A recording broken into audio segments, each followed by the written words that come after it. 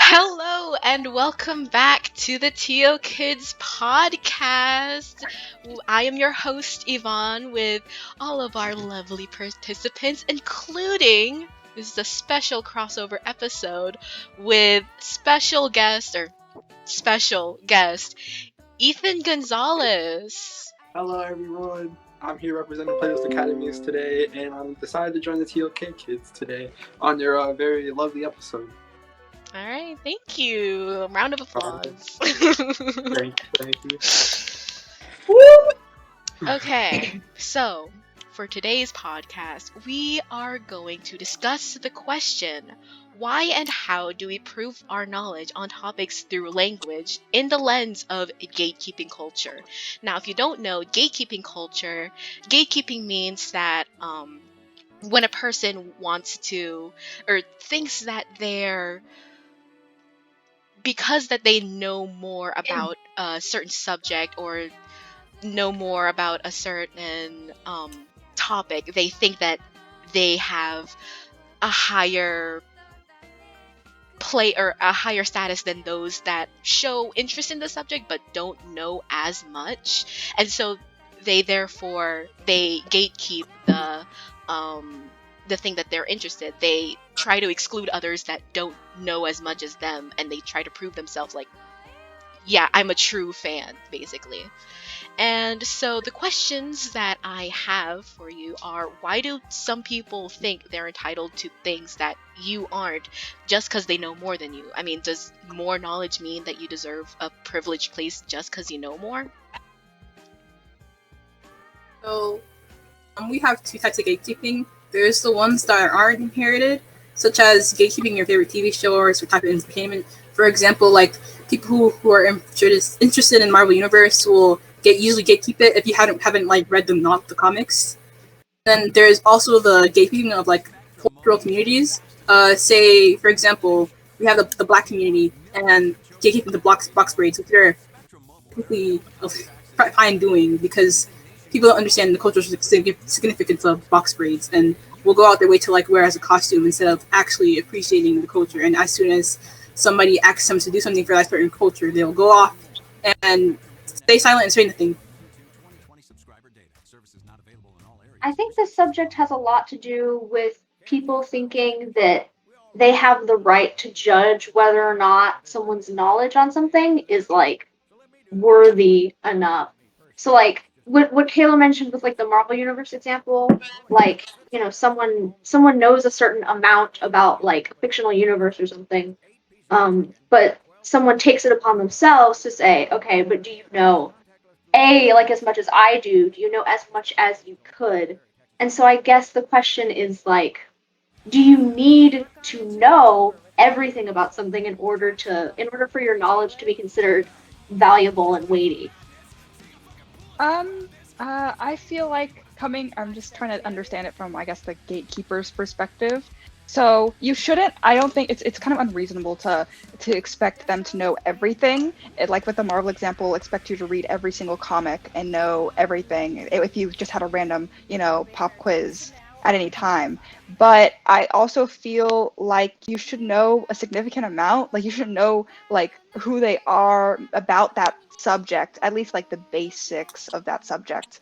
Though I feel like gatekeeping, I kind of takes that a little bit too far. So I understand where they're coming from, but also it a little extreme. Well, I think that when someone gatekeeps, they feel like it's more of a personal attack because, like, if let's say for the Marvel Universe example again, like a lot of people have grown up with this franchise and they feel like such a close connection with this the MCU. And so I feel like from their perspective, they feel like if someone else doesn't know as much knowledge as they do, they feel disrespected. It feels more of a personal attack to them and what they know. And seen from the perspective of the gatekeeper, of course. So I feel like in the perspective of the gatekeeper, you say that they see it as like a personal attack, but I feel like in the gatekeeper's eyes, they feel it as more of like a community attack, like more of like a shared knowledge attack. Like, how dare you come into this community and not know as much as we do? Like, you're, as you said, you're disrespecting the franchise by not knowing as much as we do. But in actuality, I do agree that it's more of like you're personally hurt by it because you think that you just feel like that person is not worthy, like not worthy of their place in the franchise as a fan. And an interesting thing that Kayla actually brought up was like the box braid things and cultural appropriation. I mean, the whole idea of cultural appropriation is, it's a mess, because there's a lot of things that a lot of people will say, like, oh, that person's culturally appropriating this culture, when in actuality the culture doesn't actually care. Like, for example, I remember there was this one movie where like it was taking place in China, and I think Mark Wahlberg was the star, and a lot of people were like, hey, why is this white guy the main star of this movie that's about Asian culture? Like, that you're like whitewashing the movie. But actually people in China were like, yeah, we like white Mark Wahlberg, that seems fun. Sorry, that seems fun. So for cultural appropriation, where does the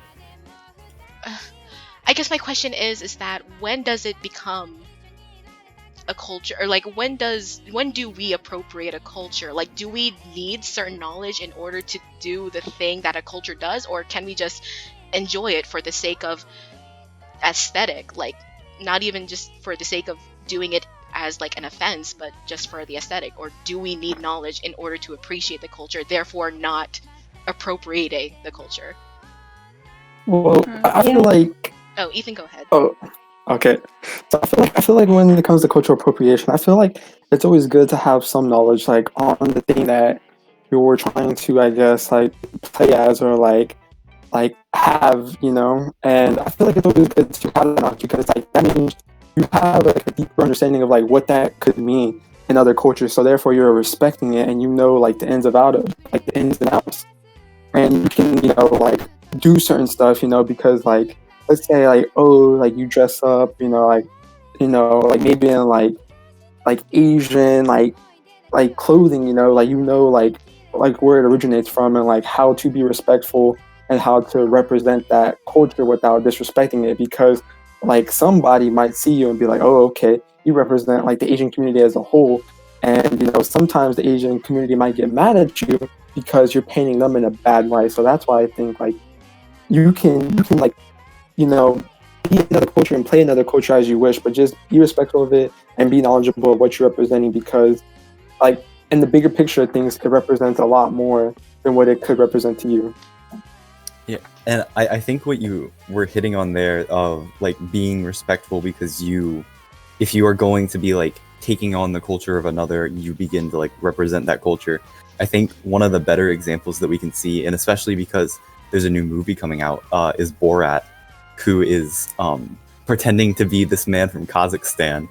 And from what I understand, people in Kazakhstan just despise him because he is taking on this role of being like the face of Kazakhstan by taking their culture and making it into a character. And I'm just gonna say, like, if someone was representing like America like that, I feel like a lot of people would be upset. So it makes sense, because when someone is the face of the culture but they're not part of the culture, it can lead to disastrous side effects. Yes, and I also feel like a problem that is like the kind of problem that arises from cultural appropriation and gatekeeping is that it's not them, I guess, creating like these like requirements from knowledge. They're kind of also like gatekeeping knowledge by stopping someone from someone from engaging in their like culture or interests. It's stopping that person from, you know, understanding another, I guess, exploring another like side of things, exploring another culture, and it kind of makes them more closed-minded. So with cultural appropriation, it's important to just understand the difference between appropriation and appreciation.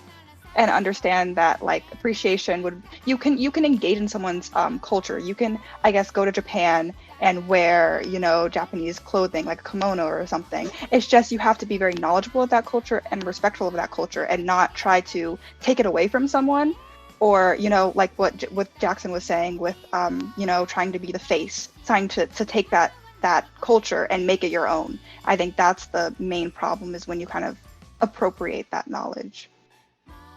So, how much knowledge would you need then in order for it to not be an appropriation of the culture? Like, because what if a person doesn't know that much, but they're not really doing anything that offends the culture? Like, they just kind of wear it for, like, for the kimono, for example, what if they just enjoy wearing it for the aesthetic rather than for the culture? Well, I feel like at that.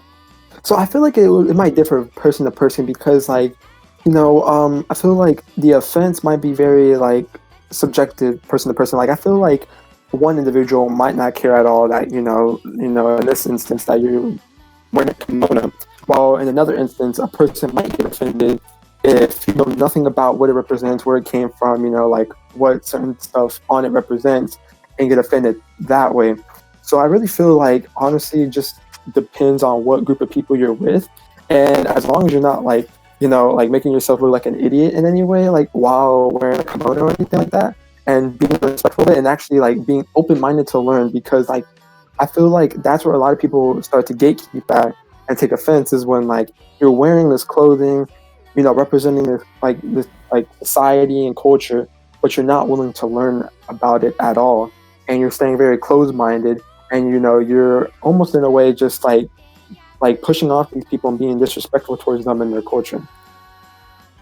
Yes, that's exactly what it is. I feel like when you're engaging in someone's culture, you can't, you know, you can do it for aesthetics and everything, but you also have to be open-minded to, you know, how that person feels, and especially that person from that culture. If, you know, if a Japanese person takes offense to you wearing a kimono, you have to understand, like, oh, why do they feel like that? What's the context behind that? You can't just, you know, dismiss it and say I'm entitled to that.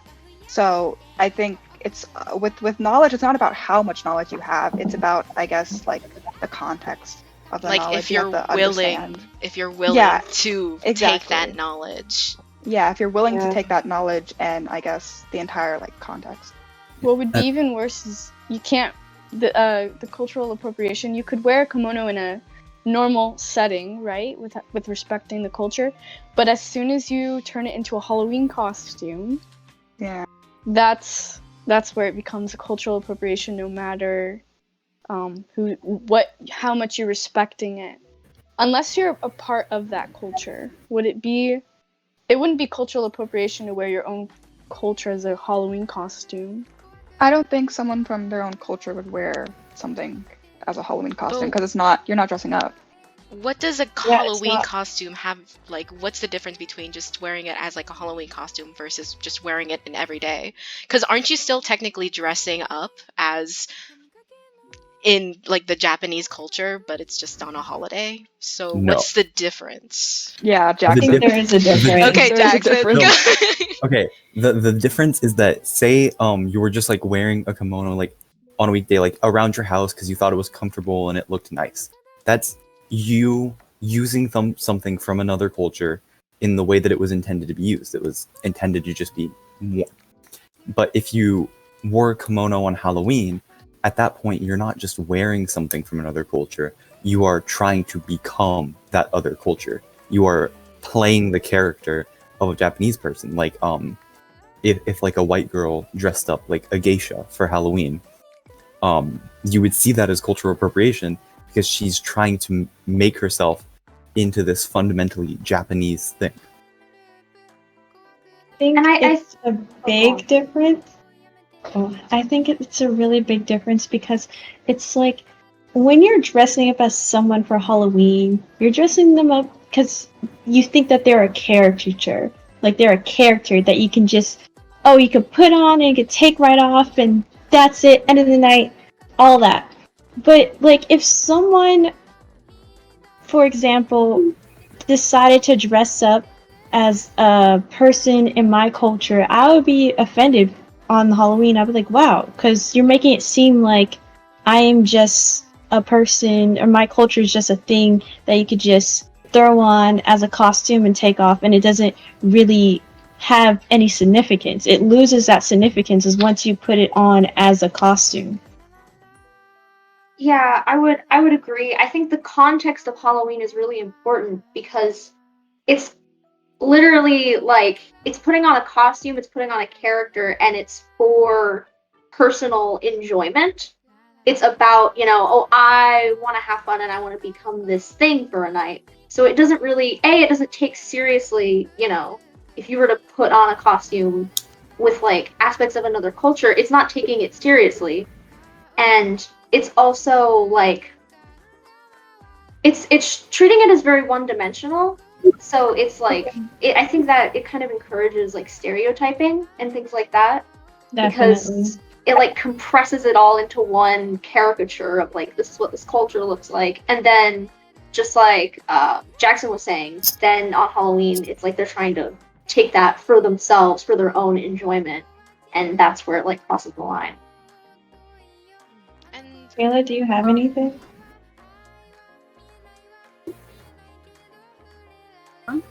She's frozen. Do you have Okay, anything so- to add on to it? Frozen? no, you're good. Anyway, You're good now. I was gonna. If you're gonna dress up in a costume like just as a geisha, you're just playing into those stereotypes as somebody from a different culture. And if you're gonna go on to like denounce your own culture in order to fit into that culture, I feel like that's a big problem. I feel like you shouldn't do that if you learn from anything. It's just normalizing the culture, and it's gonna get to a certain point where he's outside. Like, for example, we have the LGBTQ plus LGBTQ. It's okay. There's Right? a lot of letters. And then- LGBT+. Continue. And then we have people who are like, those videos are like acting gay for a day. Like, what are you doing? I don't think you really should do that. Coming out That's not right. It's, coming out as straight, or like just playing into the stereotype of being a gay person and acting really feminine, especially if you're a male. They could act feminine as if they're a gay person. I feel like that's a huge problem. You're playing to the stereotypes. You're also damaging other people, because people actually get up and get bullied for being, gay. Some people go into kill themselves, and then you go announce yourself as a gay person for a day, and then that next day you're like, I'm straight again. Yeah, it's like they have that sort of privilege of putting on this character and taking it right off. This can also go into the fact of like people tanning really, really dark, and they're like the same skin tone as me, and like people wearing braids, because it's like you can put on that stuff on and take it right off, but you don't have to deal with the struggles that person has to go through every single day, and they can't take it off. They can't just wipe it off and just have some sort of privilege. Yeah, definitely. And I also think that, it could create the conclusion that, you can't really culturally appropriate very like major cultures, because I'm seeing like all the examples that you guys are using are, with minorities, with Japanese people, with gay people, like with all these minorities, it's very important that we have to, I guess, protect their culture, because their culture has been kind of taken away from them for so long and have been ridiculed for so long, which is different. I see some people, say it's not cultural appropriation, or this black person's culturally appropriating like white culture because they have like straight hair, or they're wearing like a blonde wig or something, and it doesn't go the same way because it's not really as significant, and it doesn't have as much as a knowledge or history behind it. So that's why like the context of cultural appropriation is so important. Yeah, Like, and I people think that's forget why. that- Go, Kayla. People forget that black people can actually put blonde hair if they're not as albino. It's pretty rare, but it still exists. They act like brown people don't exist, or we have other races and cultures who have straight hair. It's not like you can individually claim yourself that, oh, I have straight hair. Straight hair is only designated towards my race. That's not it. Wait, I got a question for you guys, by the way. So, like, do you guys think, like, you can culturally appropriate, like, a majority group? Like, for instance, you can say, like, can minorities, you know, pretend to be, like, white people and culturally, like, appropriate the white culture? Because, like, if you think about it, like, white culture does have history behind it. Like, you know, it's been around since, like, the European years. And, like, I feel like it would be unfair to just say that, oh, like, you can only culturally appropriate, like, minorities, you know, because, like everywhere in the world, you know, like for example, like a Japanese person can try to, you know, play a white person, not be considered cultural appropriation because like the majority that are mainly Japanese, you know, sees that as offensive because they have one of them playing as a white person, or like you can take it as, you know, like South America, you know, like a person from like one of the South American countries is like trying to play a white person, you know, like would you guys consider that cultural appropriation? Okay. I think Go ahead, Jackson. Yeah, Joe. Okay, I think you definitely can appropriate, like let's for example just use like European or like white culture or whatever like that. Mhm. You can appropriate it, but I think the threshold for appropriation is much higher than with minority cultures, primarily because the culture has been spread throughout the world to a point where it has dug itself into all of the minority cultures. So in that way, it's become part of their culture, and the threshold becomes lower. That's why you don't see anyone bat an eye if like a black kid or Hispanic kid dresses up like a cowboy for Halloween. Or well, that's not the best example because there were black and Hispanic cowboys. If you see like if you There's actually see, like cowboys. yeah, I was about to say, if you see like an Asian kid dressed up like a cowboy for Halloween, no one bats an eye because the myth of the American cowboy is so pervasive in pretty much all cultures throughout the world that you can't really appropriate it. Now, if you had someone for Halloween dress up like a stereotypical white dad with like a fishing rod and one of those like big open back shirts with the netting or something, I think that would border onto it. But even still, the threshold is extremely high. Yeah, I mean, like, it's just like, and I feel like I'm not speaking on behalf of like white people, obviously, but it's just like I feel like if let's say I did that and I just dressed up as a stereotypical dad with like the fishing rod and everything, you already do. I feel like if I did that, okay, Yvonne. You got the dad pants. I feel like if I did that, like people wouldn't bat an eye because it's like the European culture. It's everywhere because historically, yeah, they've been around the world. They've basically forced us to learn their culture, especially like Westernized culture is very much prevalent in the eastern side of the world as well. And I feel like if I did that, it's sort of like infused into my culture as well because it's like for many years this has been here. Like for example, with my personal background, like in Jamaican culture, a lot of people have European last names and first names, and it's not because we're culturally appropriating England. It's because it's like we were ruled by England, and then that's just we just sort of adapted that into our culture. So it's like, where is the line between the adaptation of culture and cultural appropriation and everything relating to that? I feel like it all.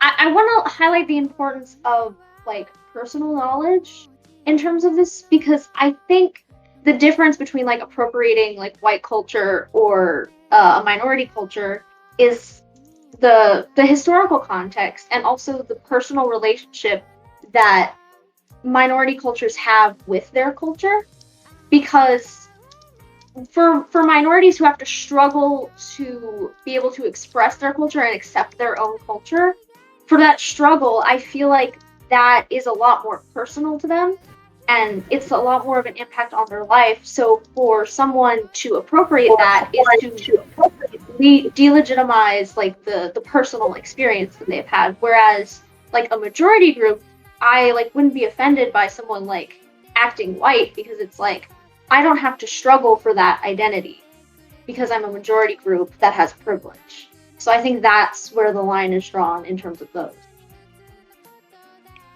You basically made my point for me. But I You're would welcome. add. I Well, would you stole the- her point. I'm just saying. Greg, I would add the kind of that also like white culture is kind of broad. It's a very broad thing, and also it's American or European culture is very. It's not as, I guess what Kern was saying, as specific as like Black culture or like these minority cultures that have to kind of struggle for accepting their own culture, and this white culture has been, I guess, persistent through molding of these other cultures as well. So it's not even, you can't appropriate it in a sense, because they all go hand in hand, because they're all so, it's all so infused together. I mean, I have a question.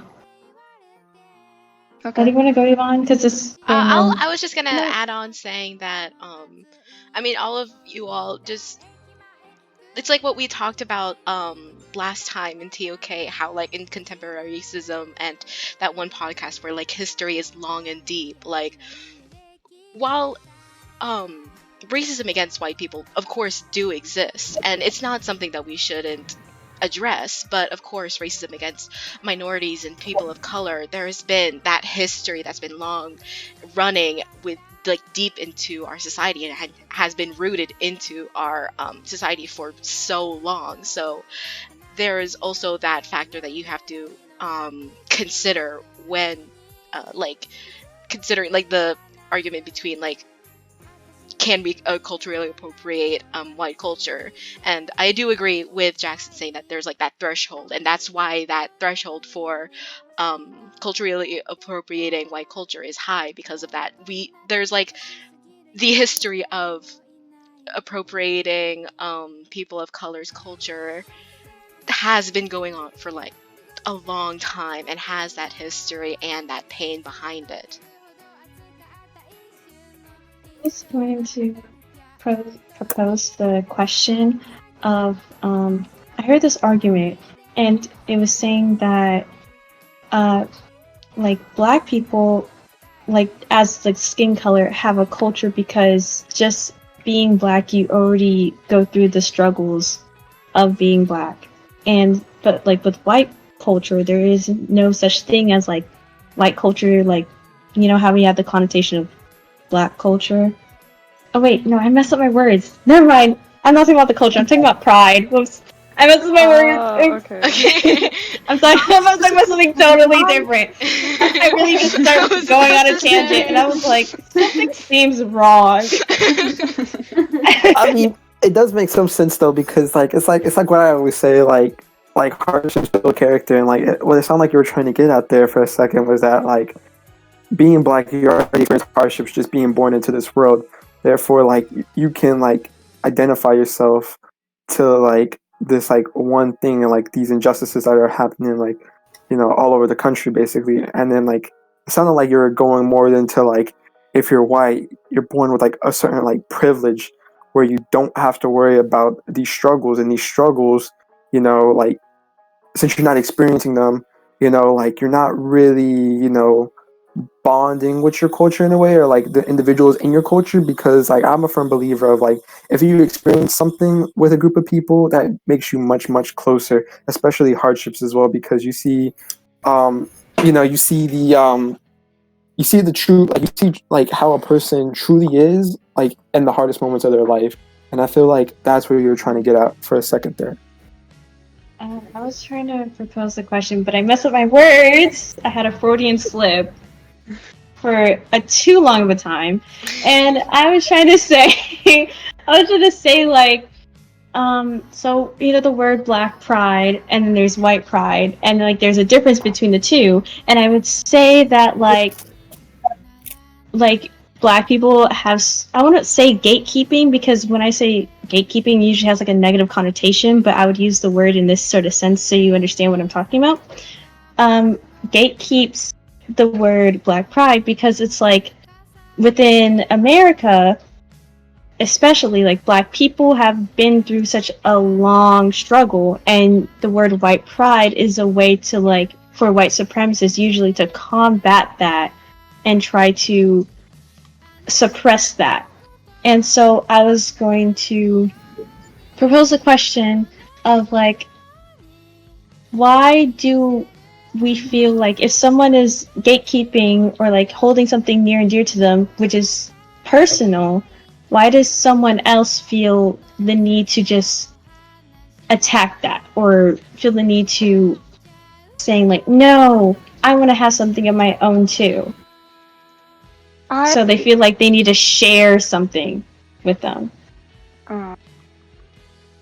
Always find it very interesting. I just think it's like this phenomenon where they have this majority group, and I think they've just been the focus of the conversation for so long that they want to continue to be the focus of that conversation, and they want to continue to, I guess, connect with these other people. And there's nothing wrong with that, but when it becomes this extreme of like white pride, you know, kind of wanting to have this struggle and hardship like minority groups have, it becomes like a problem. And they're trying to, it's kind of like a not a cultural appropriation in a sense, but it's just them trying to do something. They're trying not like to take something away from the minorities and not letting the minorities just like be in their own space and thrive in their own space. And Yeah. with that, it's been 30 minutes. And so that's the end of the TO Kids episode. Hope you guys enjoyed our talk. And a special thanks to Ethan from Plato's Academy from Thank you, hopping Ethan. on, Thank you, providing your Ethan. viewpoints. I'm glad to be here. I'm glad to be here. Yeah, you better What you be. call it? I'm thankful for the TOK kids to allow me onto this podcast. It was a wonderful experience. I'm not gonna bash them like they tried to do us on our podcast. I hope everyone. Thank I you hope for the What is everyone- that? What is that subtle insult? Excuse me. Yeah. Anywho, I hope everyone enjoyed this episode. I really hope I get more opportunities to be on this show again. And but if anyone wants to be on Plato's Academy, hit me or Juan up. We will get you onto the Self-promotion? podcast. We'll get you on the podcast, Self-promotion. and we'll fit you on our schedule so you can be a part of our No, wonderful podcast I'm as not well. putting any of Do you your have a contacts in website? the description, by the way. He's just I like know. plugging everything in. But And- yeah. Oh, do you want to say more? Yeah, I was gonna say Plato's Academy is the best podcast. And he said, Oh my God. Nah, I don't know. Our Never. YouTube channel says otherwise. Anyway. Yeah, we already We got a bot. reaching 2.2 million. You know, Soon, we're soon. actually getting the diamond play button soon, so. Yeah. On that note, Yeah. goodbye. Bye. Bye!